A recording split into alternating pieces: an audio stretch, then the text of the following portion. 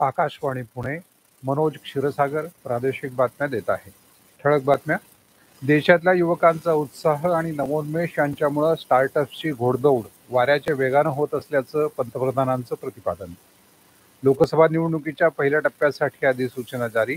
विदर्भातल्या 5 मतदारसंघांचा समावेश.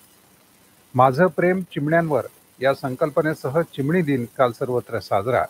आणि अखिल भारतीय बाल ई साहित्य स्पर्धेत संतोष केंद्रे यांच्या लघुपटाला प्रथम राष्ट्रीय पुरस्कार.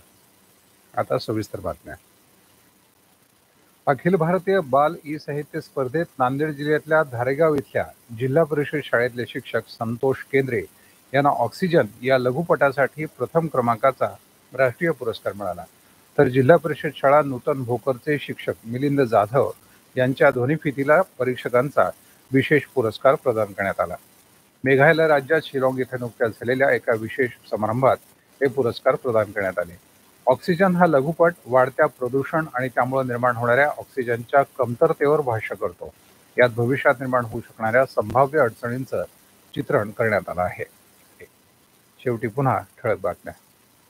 देशातल्या युवकांचा उत्साह आणि नवोन्मेष यांच्यामुळे स्टार्टअप्सची घोडदौड वाऱ्याच्या वेगानं होत असल्याचं पंतप्रधानांचं प्रतिपादन. लोकसभा निवडणुकीच्या पहिल्या टप्प्यासाठी अधिसूचना जारी. विदर्भातल्या 5 मतदारसंघांचा समावेश. माझं प्रेम चिमण्यांवर या संकल्पनेसह चिमणी दिन काल सर्वत्र साजरा. आणि अखिल भारतीय बाल ई साहित्य स्पर्धेत संतोष केंद्रे यांच्या लघुपटाला प्रथम राष्ट्रीय पुरस्कार. आकाशवाणी पुणे केंद्रावरचं प्रादेशिक बातमीपत्र संपलं. नमस्कार.